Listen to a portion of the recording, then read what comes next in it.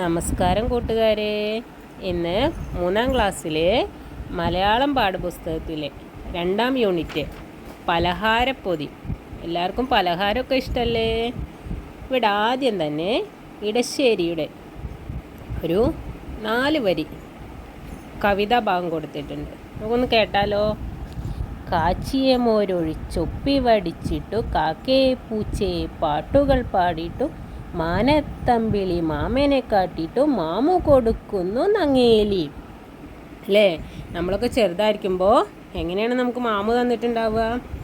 കാച്ചിയ മോരൊഴിച്ചൊപ്പി വടിച്ചിട്ട്. പിന്നെ ആരുടെയൊക്കെ പാട്ടുകളാണ് പാടുക? കാക്കയുടെ പൂച്ചയുടെ പാട്ടുകൾ പാടിയിട്ട് മാനത്തമ്പിളി മാമനെ കാട്ടിയിട്ട് മാമു കൊടുക്കുന്നു നങ്ങേലി. ഇന്നിങ്ങനെയൊക്കെയാണോ നമുക്ക് മാമു ഒക്കെ കൊടുക്കണ കാണാൻ പറ്റണേ? ഇന്ന് എങ്ങനെയാണ് കാണുക? വെറും TV, ഫോണ് അല്ലേ? അടുത്തതായി ഞാനല്ല എന്ന ഒരു കവിതയാണ് പരിചയപ്പെടുത്താൻ പോകുന്നത്. ഇത് എഴുതിയത് ലളിത ലെനിൻ. പേരയ്ക്ക പഴുത്തപ്പോൾ നിറമാദ്യം കണ്ടതും കൈചൂണ്ടി പറഞ്ഞതും ഞാനല്ലേ. മാമ്പഴം മണത്തപ്പോൾ മൂക്കാദ്യം വിടർത്തതും കൈനീട്ടിച്ചാടിയതും ഞാനല്ലേ. നെയ്യപ്പം വെന്തപ്പോൾ നാക്കു നുണച്ചതും ഒളികണ്ണാൽ നോക്കിയതും ഞാനല്ലേ. പേരയ്ക്ക പറിച്ചതും കറുമുറ തിന്നതും മാമ്പഴം മുറിച്ചതും ഗുളഗുള തിന്നതും നെയ്യപ്പം കടിച്ചതും കശകശ തിന്നതും ഞാനല്ല കുഞ്ഞേട്ടൻ. അപ്പം എന്താണ് ഇവിടെ പറയണത്? അല്ലേ? ഒരു ഏട്ടനും അനിയത്തിയും.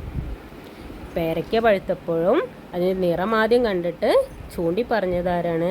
അനിയത്തിയാണ് അല്ലേ? മാമ്പഴം മണത്ത് പിടിച്ചതും കൈനീട്ടി ചാടിയതും ആരാണ്? കുഞ്ഞനിയത്തിയാണ് അല്ലേ? നെയ്യപ്പം വെന്തപ്പോൾ നാക്കു നുണച്ചതും ഒളി കണ്ണിട്ട് നോക്കിയതും ആരാണ്? അനിയത്തിയാണ്.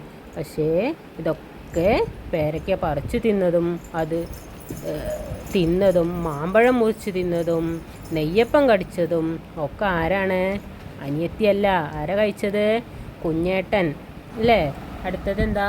ഇവിടെ കുറച്ച് ക്വസ്റ്റ്യൻ കൊടുത്തിട്ടുണ്ട്. എന്താണ് ഒന്നാമത്തെ ക്വസ്റ്റ്യൻ? കവിത ഈണത്തിൽ ചൊല്ലി നോക്കൂ. എല്ലാ കുഞ്ഞുമക്കളും ഈ കവിത ഈണത്തിൽ ചൊല്ലി നോക്കണം. അടുത്തത് ഞാനല്ല എന്ന് കുട്ടി വീണ്ടും വീണ്ടും പറയാൻ കാരണം എന്താവും? അല്ലേ? എന്തായിരിക്കും കാരണം അങ്ങനെ പറയാൻ? അനിയത്തിയാണ് എന്ത് കണ്ടത്? മുറ്റത്തെ പേരയ്ക്ക നിറം മാറ്റം വന്ന് പഴുത്ത് പാകമായതും മാമ്പഴം പഴുത്ത മണം വന്നപ്പോൾ അതിനു വേണ്ടി ആദ്യം പറിക്കാൻ നോക്കിയതും നെയ്യപ്പം ചുടുമ്പോൾ കൊതി കൊണ്ട് നുണഞ്ഞു നിന്നതും എല്ലാം അനിയത്തിക്കുട്ടിയായിരുന്നു. എന്നാൽ അതൊന്നും തന്നെ ആദ്യം കിട്ടിയത് അവൾക്കായിരുന്നില്ല.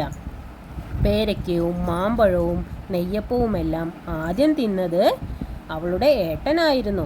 അവളത് തിന്നിട്ടില്ല എന്ന് തറപ്പിച്ചു പറയാനാണ് ഞാനല്ല എന്ന് 2 വട്ടം പറഞ്ഞിരിക്കുന്നത്. മാത്രമല്ല അവളത് ലഭിക്കാത്തതിലുള്ള സങ്കടവും ആ വരികളിൽ കാണാം. അടുത്ത ചോദ്യം എന്താ?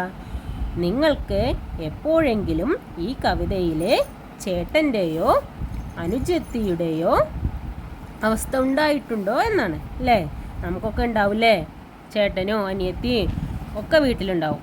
ഇതേപോലെ ചിലപ്പോൾ നമ്മൾ ആശിച്ചിരിക്കണ ഒരു സാധനമാവും നമുക്ക് കിട്ടാതെ ചിലപ്പോൾ അനിയത്തിയോ അനിയനോ ചേട്ടനോ ചേട്ടത്തിയോ ഒക്കെ കഴിച്ചിട്ടുണ്ടാവുക അല്ലേ? അപ്പോൾ അതും കൂടി എഴുതി നോക്കാം. ഇനി അടുത്ത വീഡിയോയിൽ കാണാം.